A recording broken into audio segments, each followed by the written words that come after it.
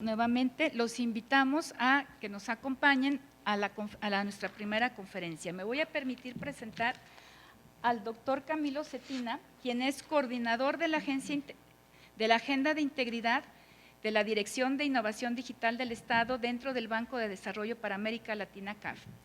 Él es un PhD Fellow en Análisis de Políticas Públicas del Instituto de Estudios de Política del Japón, tiene un máster en Economía por la Universidad de Copenhague y un pregrado en Gobierno y Relaciones Internacionales de la Universidad del Externado en Colombia. Cuenta con más de 12 años en experiencia en gestión de proyectos de desarrollo, asegurando la exitosa implementación de programas multipartes de alto nivel a través de entidades como USAID, el propio PNUD, el Fondo de Prosperidad de Reino Unido y el Gobierno de Colombia. Tiene una experiencia probada liderando equipos de trabajo y apoyando reformas estatales en Colombia para buen gobierno, fortalecimiento institucional y lucha contra la corrupción, en especial con motivo del acceso de Colombia a la OECD, de la estructuración del Observatorio de Transparencia y Anticorrupción de ese país y de la ejecución de la política anticorrupción colombiana entre el 2013 y 2017. Actualmente, como ya señalé, ejerce el cargo de Ejecutivo Principal a cargo de los temas de integridad pública de la Dirección de Innovación Digital del Estado. Muchas gracias, doctor Centino, por estar acompañándonos. Le cedo el uso de la voz. Si quiere, es que no sé si quiere irse para allá.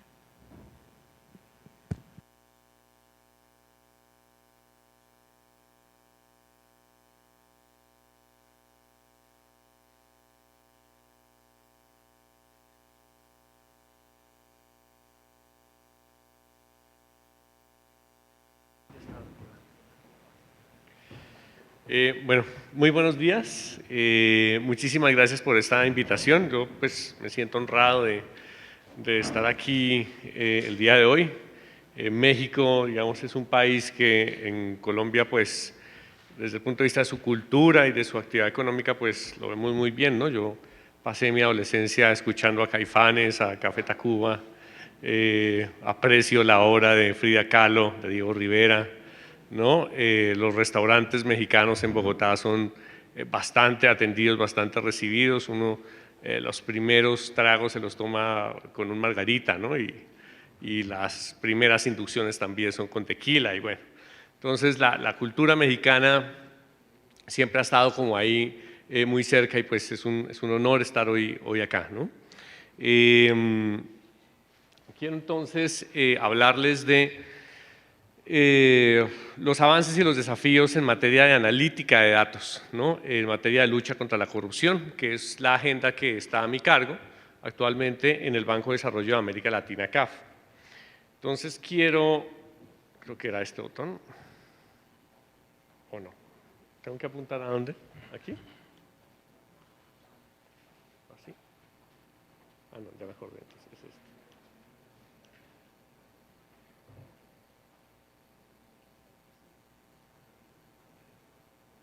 Pero no avanza. ¿Sí? Ok, está como con candado, en fin. Entonces quiero enviarles hoy o desarrollar hoy como 3 grandes mensajes a lo largo de la presentación. El primero es que el análisis de datos tiene 2 importantes usos que hoy quiero explicarles en materia de lucha contra la corrupción. Uno, porque los datos que se producen en este trabajo facilitan la toma de decisiones en materia de política de lucha contra la corrupción, y la facilita es porque suministra alguna evidencia.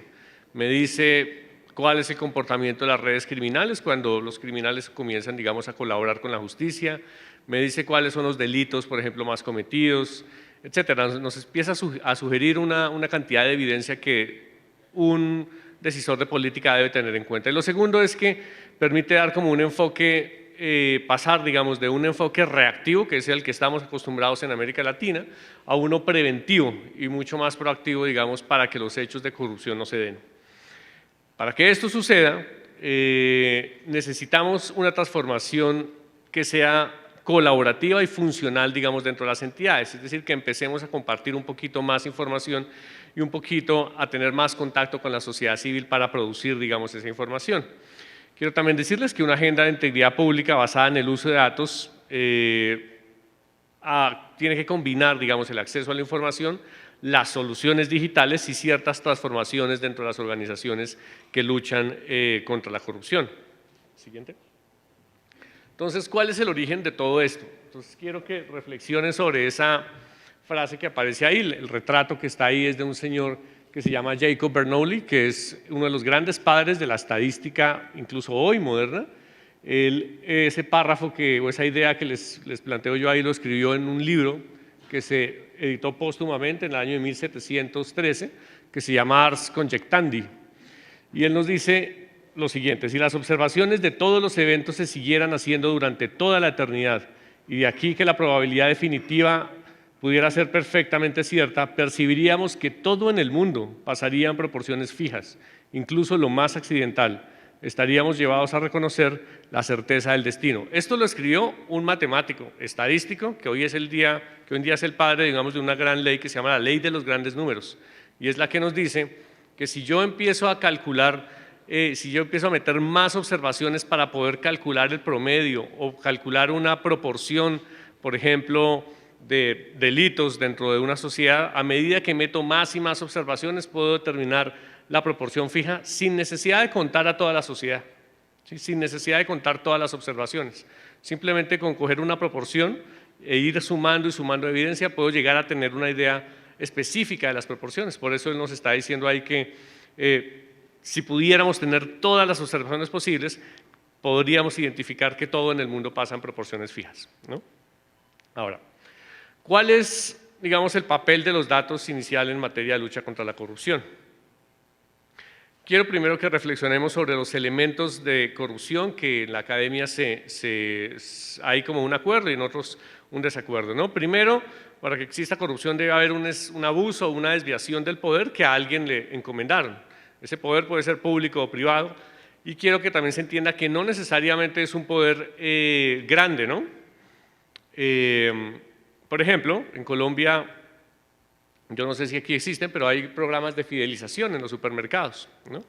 Entonces, cuando tú tienes como una tarjeta que te afilia al supermercado, en donde vas y compras tu lechecita y tu pan y tus viandas para tu casa, acumulas puntos, y esos puntos luego los puedes redimir, ¿no? para comprar ciertos bienes o servicios. Entonces, quien te redime los puntos es el cajero.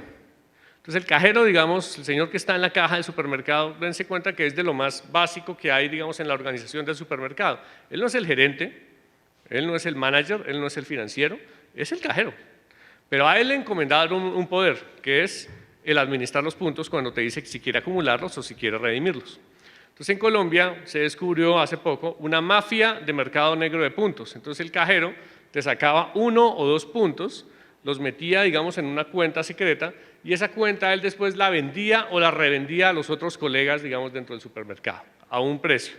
Los vende, él se gana una plata, y la persona que compra esos puntos los puede redimir sacando cosas del supermercado, ¿no? Eso es corrupción. Entonces dense cuenta que no necesariamente estamos hablando del sector público y no necesariamente estamos hablando de un gran poder.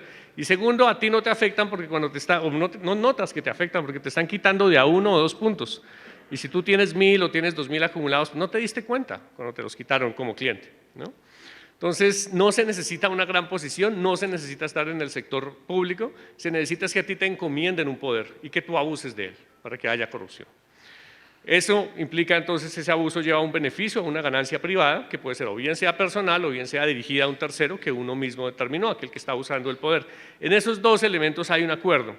En donde no hay un acuerdo es cuando existe un perjuicio para el interés general, o sea, no hay un acuerdo de la academia, podría o no existir ese perjuicio, y lo que creo yo que sí ya debería empezar un acuerdo, al menos en América Latina, es que esto tiene formas de crimen organizado. Entonces yo lo que les voy a decir ahora es que en América Latina, más que corrupción, lo que hoy en día estamos enfrentando es crimen organizado. Personas que deliberadamente premeditan cómo depredar al Estado y terminan desarrollando unas empresas complejas y unas redes complejas que la tecnología justamente nos va a empezar a ayudar a descubrir. Eso hace que haya una dificultad, digamos, en poder identificar los patrones de estas transacciones, porque ambas partes se preocupan, cuando hay corrupción, las partes que acuerdan esos actos corruptos se preocupan justamente por cubrir digamos, o por ocultar sus transacciones, y eso hace muy difícil también identificar los patrones. Pero vamos a ver cómo datos nos permiten nos va a ayudar a determinar eso. Los datos como evidencia para la toma de decisiones de política. Entonces, esta tabla que ven acá es del caso Odebrecht, de la declaración que entregaron las personas que confesaron ante el Departamento de Justicia de los Estados Unidos. Entonces, quiero que vean que en todos los países, digamos, se encuentra, digamos, un nivel de soborno que sumaron 736 millones de dólares y que le generaron, esos son solo los sobornos, pero los beneficios acreditados fueron de 2.898 millones. Es decir, que a estos señores el soborno les generó un retorno de más del 300%, casi el 400%, ¿no? ¿Qué nos dice la evidencia de este caso? Primero, que los sobornos no se entregaron necesariamente para ganarse los contratos, sino para coludir con los proponentes. Es decir, proponente, antes de enviar la propuesta para poder ser adjudicado el contrato, colude, es decir, coopera para que artificialmente generen o se propongan otros precios y el señor de Odebrecht, que es el que se va a ganar el contrato, entrega un precio artificialmente bajo o los otros entregan un precio artificialmente alto, de modo que el contrato se le entrega. Luego de que se colude, como mi contrato tiene un precio artificialmente bajo, entonces lo que empiezan a hacer los señores de Odebrecht es hacer renegociaciones o adendas sobre el contrato y eso genera unos sobrecostos, ¿no? Eso significa que las etapas, digamos, de poslicitación fueron casi tan importantes como la prelicitación, digamos, la fase precontractual. 30 de los 63 proyectos presentaron irregularidades antes y durante la licitación, pero el resto, la mayoría, 33, fue, digamos, después de haber firmado el contrato, ¿no? Que es a partir de las renegociaciones, que eso generó unos grandes costos. Entonces, esto me genera ya una evidencia o me está diciendo algo, y es que seguramente un delito como el soborno es importante, hay que ponerle mucha atención, pero también al delito de colusión en la contratación pública. Y hay que buscar mecanismos para que los proponentes no coludan, digamos, en las grandes obras de infraestructura, porque ahí ya hay un incentivo, y es un incentivo que acá la estadística nos muestra que está probado, que funciona y que les genera a estos señores un retorno de casi el 400%. Gracias. Otro ejemplo, este es el Observatorio Anticorrupción de Colombia, este portal es público, o sea, ustedes lo pueden consultar, anticorrupción.gov.co, y este fue el primer intento en Colombia de desarrollar mediciones sobre las sanciones de los hechos de corrupción.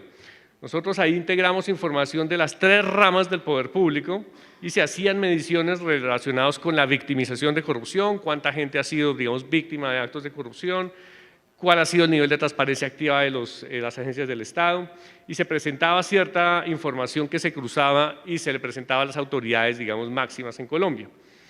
La gráfica que ven abajo es una gráfica que de pronto no alcanzan a leerla, pero nos muestra una disparidad que hay, voy a desconectar esto, una disparidad que hay entre el castigo de los delitos y el problema de la renegociación, que eso fue uno de los primeros descubrimientos que expusimos en el gobierno de Colombia.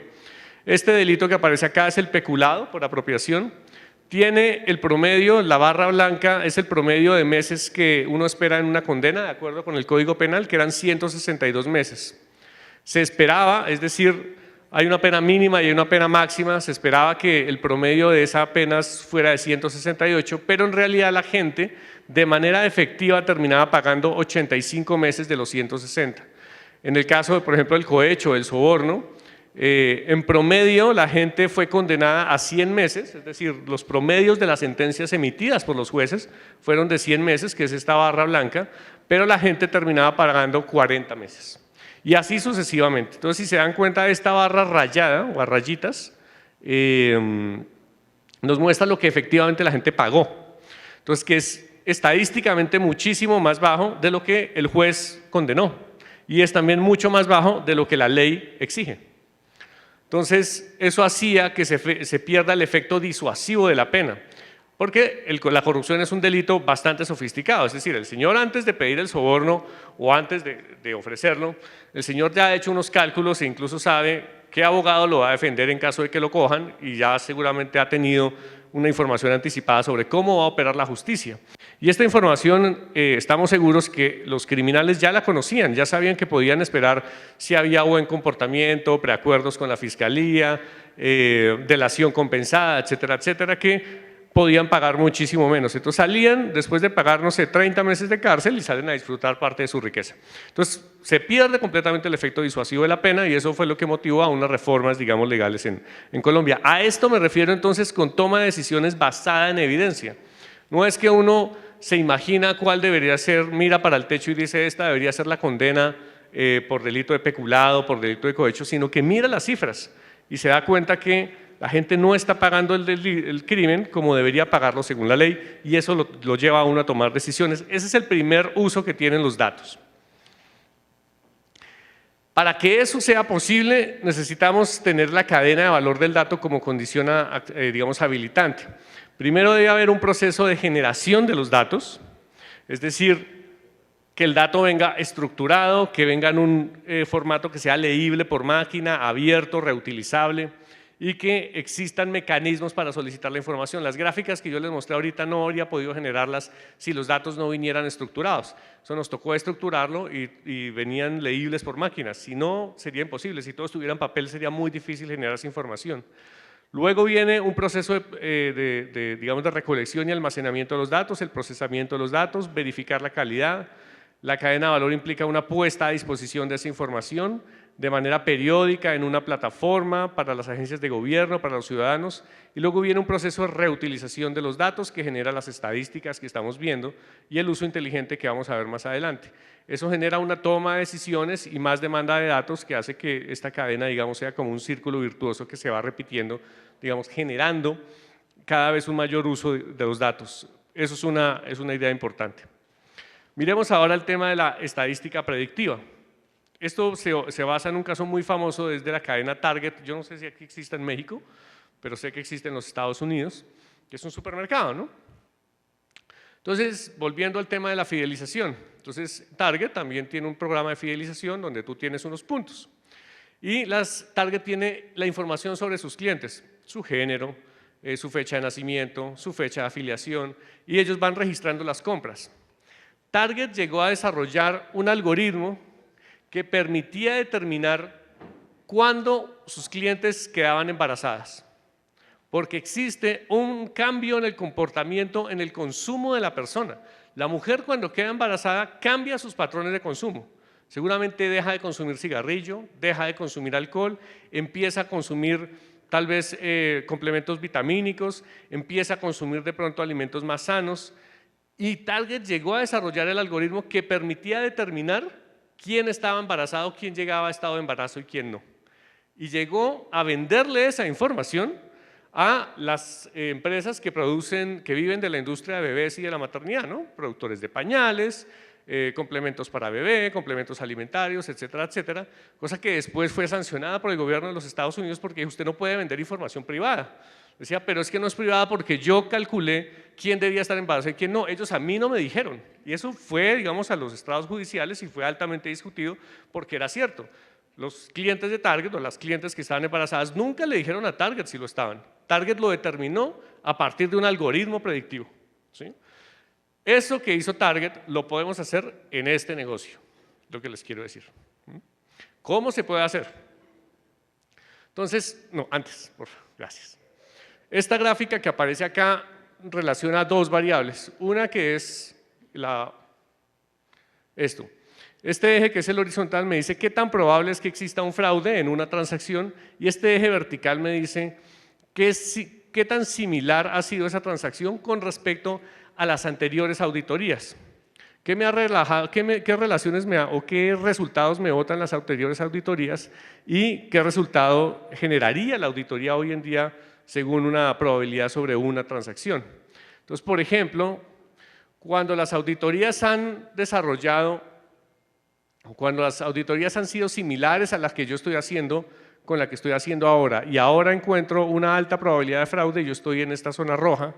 Cuando la probabilidad de fraude es baja, estoy en esta zona verde, pero el aprendizaje de las máquinas se hace aquí, en estas zonas que son como grises, como rosado y como verde claro, porque aquí es donde seguramente las Auditorías previas no me arrojaron resultados, pero potencialmente podría arrojarme un resultado sobre una alta probabilidad de fraude. Entonces aquí es donde las máquinas empiezan a recoger algo de información. Me dicen qué información debería tener la auditoría para poder votar, digamos, un resultado de mayor probabilidad, digamos, de fenómenos de corrupción. Pero eso lo hace con base en la información pasada. Entonces ellos toman información pasada y usted le dice a la máquina, por favor dígame si aquí puede haber un caso de corrupción, pero uno lo hace enseñándole a la máquina, es decir, yo le digo a la máquina o al programa de computador, esta es la información sobre esta auditoría y aquí hubo fraude, esta es la información de esta auditoría, aquí no hubo fraude, y así lo alimentas con transacciones o auditorías que detectaron fraude y otras que no. Y luego le empiezas a pedir a la máquina, le botas, la alimentas con otra información y no le dices si hubo fraude o no, sino le dices a la máquina que por favor me diga a ella si hay fraude o no. Y así la máquina, digamos, va aprendiendo porque tú después le vas corrigiendo los errores a partir, digamos, de esta zona que aparece acá en rosado. Ahora sí. Entonces, nosotros acá queremos pasar de un enfoque reactivo en donde los reportes y las denuncias llevan, digamos, a las sanciones, a un enfoque un poquito más proactivo, en donde las bases de datos son las que me van a decir, las puedo integrar para desarrollar un uso inteligente. ¿Para cuáles bases de datos? Bases de datos de contratación pública, los aportes a las campañas políticas, las bases de datos de las personas políticamente expuestas, las declaraciones de bienes y rentas de los funcionarios y de las personas políticamente expuestas, información sobre el gasto público, las bases de datos sobre los beneficiarios finales y los conflictos de interés. Si yo puedo combinar todas esas bases de datos, estoy en capacidad de hacer el ejercicio de poder generar una predictiva para casos de corrupción, cosa que no pasa en el enfoque viejo, que solamente tengo que tener reportes o denuncias o auditorías aleatorias sobre nombramientos, contratos, sospechas de mala conducta. Eso ya es, digamos, anacrónico. Hoy en día la idea es combinar esta información para generar predictiva de datos, ¿no? Estos ejemplos son los que quiero hoy en día mencionar. En el Perú se desarrolló una aplicación que se llama Funes. No sé si algunos de ustedes han leído las obras de Borges, pero hay una obra de Borges que se llama Funes el Memorioso y habla de la historia de una persona que podía recordar absolutamente todo en su vida, hasta lo más incidental, ¿no? Entonces ellos, inspirados en esa obra, llaman al aplicativo Funes, los señores de una ONG que se llama Ojo Público, y identificaron relaciones políticas y financieras a través de un algoritmo que ponderaba escenarios de corrupción. ¿Qué hicieron ellos? Toman las bases de datos hoy en día públicas en el Perú de contratación pública, bases de datos hoy en día públicas en el Perú sobre los aportes a las campañas políticas y pedían los registros empresariales de los proveedores del Estado. Entonces, si yo combino el registro empresarial del proveedor del Estado con los aportes a la campaña política y con los niveles de contratación, ellos se daban cuenta justamente que quienes más aportaban a las campañas eran aquellos que más contrataban con el Estado. Entonces decía, seguramente aquí no hay un nivel de selección objetiva. Y encontraron riesgo, digamos, en contratos por ese tipo de corrupción o por ese tipo de direccionamiento de la contratación en un 40% de los casos de toda la contratación que tenía el Perú, que eso es casi la mitad, ¿no? Otro ejemplo es la Auditoría Nacional de la China, que utiliza Big Data, o sea, el uso de grandes bases de datos, ¿no? Para determinar los planes de auditoría y los sujetos de auditoría. Ellos lo que hacen es cruzar la información de la contratación pública con los números de seguridad social de todos sus habitantes, que eso es un montón, y con el registro de gasto público del Estado chino. Entonces ellos llegaron, por ejemplo, a detectar fraudes en donde habían unas mafias que falsificaban registros de seguridad social para reclamar subsidios de medicamentos ante los hospitales, ¿no? Solamente mirando o cruzando la información de las contrataciones con los registros, digamos, de seguridad social de las personas. Otro ejemplo es el caso de Océano, que es la Central de Información Contractual de la Contraloría en Colombia. La Contraloría de la República en Colombia tiene la potestad de hacerlo, mejor dicho, cuando uno es funcionario público en Colombia, uno tiene 3 niveles de responsabilidad. Una que es disciplinaria, a un funcionario público lo rige un código que se llama el Código Único Disciplinario, que te dice qué cosas puedes hacer y qué cosas no y cómo se ejerce la función pública, y eso la sanciona una entidad que se llama la Procuraduría, cuando tú faltas disciplinariamente al código. Hay otra responsabilidad que es de tipo fiscal, y es que cuando yo soy responsable de ordenar el gasto público, de contratar, de decidir en qué se gasta la plata del Estado y qué no, hay una responsabilidad que se llama la responsabilidad fiscal. Y es que si yo hago ese ejercicio mal, a mí me persigue la Contraloría, que es la que tiene esta base de datos. Y obviamente el tercer nivel de responsabilidad es el que todos conocen, que es el penal. Cuando uno comete un delito, pues lo persigue la Fiscalía y lo lleva ante un juez. Estos señores de Océano capturan en tiempo real la información de los sistemas de información y desarrollan un modelo algorítmico que les permite identificar una cosa que el Contralor llama los mallas de contratación. Tomaron bases de datos hoy en día públicas de la contratación, los registros empresariales, la información tributaria y unas denuncias de corrupción que llegaban al Contralor. Y el Contralor mete toda esa información en una cosa que se llama un data lake, que es como un lago de datos. Y él empieza a cruzar información para detectar las redes, es decir, personas naturales que terminan siendo beneficiarios o responsables o accionistas o contribuyentes de sociedades o fundaciones o corporaciones que contratan con el Estado.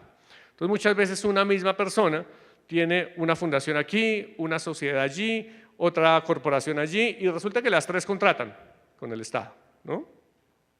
Pero resulta que entonces le sancionaron una por incumplimiento acá. Entonces lo que hace es crear otra y vuelve y contrata con el Estado, ¿no? Entonces la sanción nunca se veía sobre él. ¿Cómo hizo el señor para buscarles alguna sanción?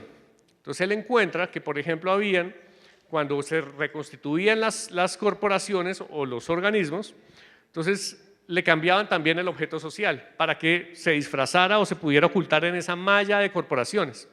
Entonces un objeto social podía ser: yo me dedico a la crianza de gallinas ponedoras de huevo, ¿no? Gallinas, ¿no? Gallinas felices que andan por los corrales y ponen huevitos, y los huevitos que se comercializan en los supermercados.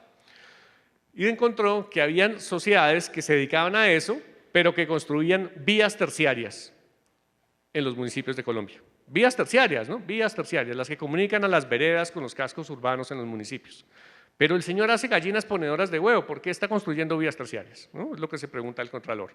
Y empezó a partir de esa información a detectar, digamos, redes de corrupción y contrataciones indebidas que hoy en día le está investigando. Pero él no lo hubiera podido detectar si no es por esto, que es muy difícil escudriñar en los registros empresariales para ver quién cambió el objeto social para disfrazarse y ocultar su sanción y volver a contratar con el Estado, ¿no?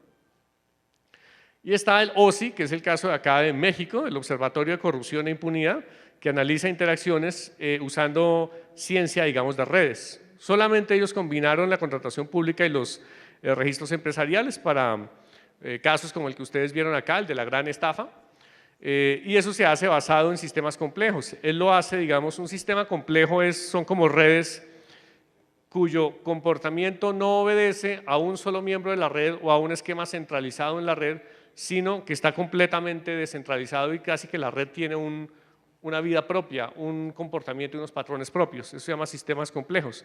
La persona que coordina el OSI, pues necesita un equipo de físicos, biólogos y matemáticos expertos en sistemas complejos para detectar las redes de corrupción que se encontró, digamos, en el OSI como la red de la gran estafa. Entonces, aquí están como los ejemplos que yo les estaba señalando. El caso, digamos, colombiano, el de la crianza de gallinas ponedoras, el caso peruano, el 40% de contratación en riesgo de contratación, este caso mexicano, que es el caso, digamos, de Asismex también, que de manera ilegal llegó a inyectar 15 millones de pesos en la campaña presidencial priista en el 2012 y hace parte después de una red de compañías creadas por un mismo contador público, ¿no? Ellos encontraron que un solo contador público había creado varias compañías y había llevado la contabilidad de muchísimas compañías y que solamente 5 notarios llegaron a certificar más de 400 empresas que hacían parte, digamos, de esta red, lo cual es anormal, porque solo 5 notarios y resulta que las 400 todas contratan con el Estado, ¿no? Entonces, digamos, es como la utilidad del Big Data y del análisis de datos en materia de lucha contra la corrupción. Dense cuenta que entonces, estos datos lo que me permiten es identificar redes, identificar posibles anomalías y reaccionar antes, digamos, de que la plata se comience a perder, ¿no? ¿Cómo construir una agenda de integridad, digamos, basada en estos datos? ¿Cómo hacer que eso que les acabé de mostrar sea posible? ¿Cómo aplicarlo acá en Jalisco? ¿Cómo aplicarlo en México? Hay tres grandes aspectos institucionales que hay que verificar acá. Uno, el tema de la colaboración, otro, el tema de la transformación digital de las entidades y otro, los cambios o los ajustes organizacionales en materia de planeación y de control interno. En materia de colaboración, los vigilantes y los vigilados deben adoptar la cadena de datos, lo que les acabé de mostrar. Se produce el dato, se procesa, se reutiliza, se toman decisiones y otra vez se produce el dato, se procesa, se utiliza, etc. Esto significa poner a colaborar diferentes dependencias de diferentes especialidades. Esto también implica vincularse con las políticas de gobierno. Los gobiernos también tienen que ya empezar a pensar en agendas, en regulación de asuntos como la inteligencia artificial, que es lo que les acabé de mostrar, la capacidad que tiene un software de predecir un hecho de corrupción es inteligencia artificial, y en la estructura, la calidad y los algoritmos, ¿no? Y colaborar con la sociedad civil para poder generar esas soluciones. Eso en materia, digamos, colaborativa. En transformación digital es importante que los organismos auditores adopten ciertos controles para regular las actividades de colección de la información, procesamiento de los datos, almacenamiento y protección de la información. Incorporar innovaciones, digamos, basados en redes sociales, minería de textos, desarrollar guías de cómo interpretar los datos, qué hacer con los falsos positivos, porque las máquinas se equivocan. A veces te pueden decir, aquí hay una anomalía y resulta que no existe, ¿sí? ¿Cómo hacer con esos falsos positivos? ¿Cómo regular, digamos, esas iteraciones? Y en materia de planeación y control es importante que se adopte un plan maestro de uso de datos para la integridad. Definir qué bases de datos y en qué sectores queremos examinar. Definir la periodicidad de recolección de esa información. Separar los ámbitos de intercambio. Una cosa es de gobierno a gobierno, otra cosa es de gobierno a sector privado, otra cosa es de gobierno a ciudadanía. ¿Cuáles son los ámbitos de intercambio en los que yo quiero que funcionen los datos? ¿Qué políticas de mitigación de riesgo en materia de seguridad nosotros o de ciberseguridad necesitamos, ¿no? La confidencialidad del dato, la integridad. Ahí hay una protección del dato que es importante, digamos, tener en cuenta porque se está lidiando también con datos de personas naturales y jurídicas que, por ejemplo, contratan con el Estado y estoy seguro que ahí hay mucha gente honesta. La información de esa gente honesta debe ser protegida y la información de quien yo sospecho que tiene un acto de corrupción también necesita una protección y solamente deberá destaparse hasta el momento en que una entidad, una autoridad judicial empiece a actuar, ¿no? Siguiente, gracias. ¿Qué desafíos nosotros tenemos en estos casos? Primero, hay un desafío importantísimo que se llama el derecho a ser olvidado, ¿no? Entonces, hay una cosa que se llama las personas políticamente expuestas, no sé si aquí conocen esa figura, pero es una persona que, ocupando un alto cargo público, toma ciertas decisiones públicas y asigna, digamos, el gasto público y por esas tareas se vuelve políticamente expuesto. Las convenciones contra el lavado de activos define o solicita que, las convenciones internacionales solicitan que esas personas estén en un registro y que los bancos, las entidades financieras, revelen quiénes son esas personas, porque ellos son generalmente los responsables que luego tienen unas redes criminales con las cuales transfieren, digamos, recursos ilícitamente obtenidos. Como ustedes lo vieron en el caso de Odebrecht, en los casos, por ejemplo, de Argentina, Brasil, Colombia, ministros y viceministros, directores de agencias de infraestructura, todos ellos recibieron recursos, pero lo que hacían era desviarlos a través de cuentas fantasma por Panamá, por Islas Bermudas, por Islas Vírgenes, etcétera, etcétera, ¿no? Entonces, las entidades financieras deben revelar esas transacciones de esas personas, ¿no? Pero una vez tú terminaste la función pública y una vez saliste, ¿debe todavía cubrirte la norma? ¿Debe todavía leerte las máquinas? ¿No? Esa es una pregunta que queda pendiente. ¿Cuánto tiempo debería pasar después de que ya entregaste tu función pública y no volviste al Estado, ¿no? El otro tema es el tamaño de la información. Google procesa 20 petabytes cada día, que son 10 a la 15 bytes. Es una cifra que de pronto no nos cabe en la cabeza, pero es un montón de información que necesita ser procesada y salvaguardada. Eso significa no solamente más capacidad en los servidores, sino significa más políticas de seguridad para guardar esa información y asegurar, digamos, lo siguiente que es la calidad, cómo mantener la interpretabilidad de los datos, la autenticidad del dato, las implicaciones en esa interpretación. Y cómo organizar los modelos de auditoría basados en datos, cómo romper con barreras de incorporación a la tecnología, ¿no? Para que las personas o los funcionarios hoy en día sean más amigables con el análisis de los datos. Cómo darle credibilidad al análisis, por ejemplo, de de temas geoespaciales para auditoría, ¿no? Cómo hacer que entre abogados, un abogado se entienda con un ingeniero civil o con un ingeniero de sistemas para poder construir un algoritmo que permita detectar casos de corrupción en obra pública. Quiero empezar a cerrar simplemente dándoles este ejemplo de la Fiscalía en Colombia. Entonces, esta señorita que ven acá se llama Jenny Ambuila. Ella es hija de un señor que se llama Omar Ambuila. Omar Ambuila era el gerente de la autoridad aduanera en la región pacífica de Colombia que se llama Buenaventura. Buenaventura es un pueblo absolutamente pobre, a excepción, digamos, del puerto, que tiene una gran cantidad, digamos, de actividad económica, porque hay un puerto ahí en el Pacífico que permite el comercio de Colombia por toda la costa pacífica. Eso es mucho comercio. Entonces, esta niña empezó a postear en redes sociales estas fotos. Entonces, ella aquí compró un Ferrari, Jenny Ambuila, ¿no? De Buenaventura, ¿no? Imagínense que estoy hablando de alguien que proviene, aquí en México, no sé, del estado de Chiapas, y que no tenía absolutamente nada, y de un momento a otro en las redes sociales postea una foto con un Ferrari.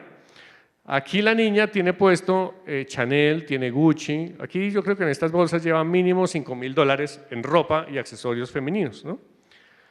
Aquí en esta otra foto, entonces le vemos también su cartera Gucci, le vemos sus zapaticos Chanel, le vemos su reloj Rolex, le vemos su iPhone, etcétera, etcétera. Aquí también debe llevar puestos unos $7.000, ¿no? Solo puestos, sin el Ferrari, ¿no?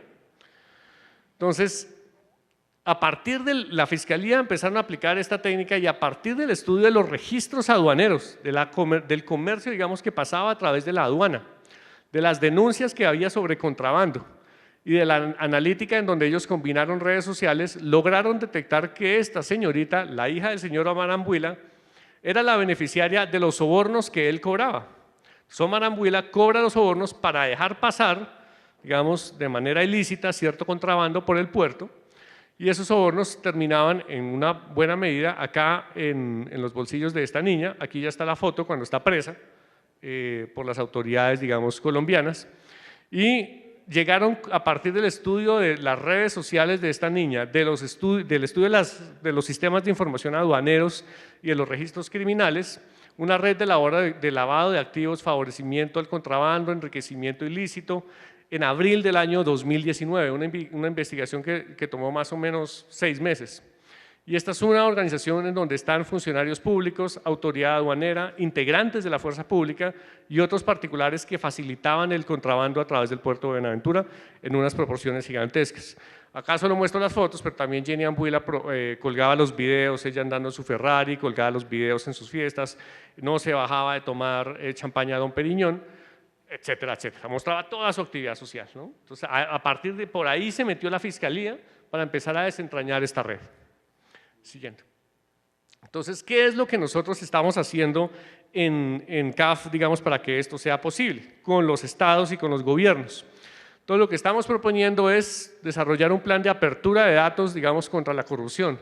Datos en materia de contrataciones, de autoridades tributarias, bases de datos de control interno, de gestión de las entidades, registro de firmas.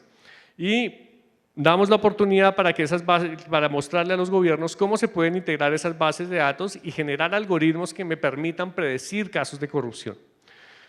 Se trabaja con agencias de compras, con agencias, digamos, anticorrupción, organismos de control, contralorías, auditorías, fiscalía, entidades que vigilan el lavado de activos, agencias que previenen lavado de activos, que detectan las redes de lavado, y tratamos de identificar lo que llamamos red flagging o alertas tempranas, ¿no? ¿Dónde están las posibles irregularidades? ¿Dónde están las ineficiencias en los procesos de contratación o de gasto público? ¿Qué contrapartes, socios, proveedores o clientes son investigados? ¿Qué características son más comunes a las firmas y a los procesos contractuales que son investigados? ¿Qué características son más comunes a la toma de decisiones en entidades públicas donde se gasta demasiado y parte, digamos, de ese gasto podría ser contaminado por corrupción? ¿Qué características son comunes a las redes de lavado? Entonces, esas características son las que uno mete en un algoritmo y luego le pide a la máquina o al software que por favor prediga si otras agencias u otras transacciones podrían estar, digamos, contaminadas de corrupción. Entonces, básicamente se trata de que la máquina me ayude a predecir y a prevenir los posibles hechos de corrupción, como los casos que les he mostrado. Y simplemente para finalizar, cuando salgan de aquí, entonces miren un libro que escribió un señor que se llama Isaac Asimov hace ya mucho tiempo, que se llama Fundación. Entonces en Fundación, es una historia de ficción, pero él narra o él crea una cosa muy interesante que se llaman los psicohistoriadores. Entonces, en ese libro, los psicohistoriadores eran personas que eran capaces de predecir el comportamiento de toda una sociedad, de una gran masa de individuos, a partir, digamos, del estudio de los datos sobre esos individuos. Y podían predecir si una civilización iba a caer o no, si una sociedad iba a caer en la ruina o no, a partir, digamos, del estudio de los psicohistoriadores, que es prácticamente a lo que nos vamos a enfrentar si esto sigue como va. Si hoy en día nosotros seguimos alimentando, digamos, bases de datos. Hoy en día nosotros somos medios, ustedes están alimentando las grandes bases de datos con sus estatus de Facebook, con Twitter, muchos de ustedes seguramente ya tomaron fotografías de este evento. Toda esa información sube a la nube y va a ser procesada en algoritmos por entidades como Facebook o incluso si algún día contratan acá en México a Cambridge Analytica, por los señores de Cambridge Analytica, que van a ayudar en alguna campaña política, no sabemos. Y esa información va a servir para predecir el comportamiento de esta gran masa de ciudadanos que somos todos nosotros. Y ese comportamiento va a poder ser moldeado justamente a través de esas mismas redes, del mismo modo en que pasó en este libro, que fue escrito hace más de 50 años, ¿no? Y que habla de cómo sería el mundo para en el año 20.000. Lo que seguramente Asimov no se imaginó es que ya en el 2019 esto era posible. Entonces, también dense cuenta y sean muy sensibles con los datos que ustedes suministran, con los datos que todos nosotros estamos utilizando, pero también quiero que vean la potencialidad que existe de los datos para poder predecir o por lo menos prevenir a partir de la predictiva hechos de corrupción. Ayudamos en CAF a suministrar esas plataformas, a hacer los ajustes institucionales para que esas plataformas sean posibles y pues la idea es hoy que pues con todas estas entidades que están trabajando aquí en materia de lucha contra la corrupción podamos identificar unas oportunidades de trabajo o planes de trabajo que nos permitan cooperar, digamos, hacia el futuro. Yo les agradezco mucho la intervención de hoy. Gracias.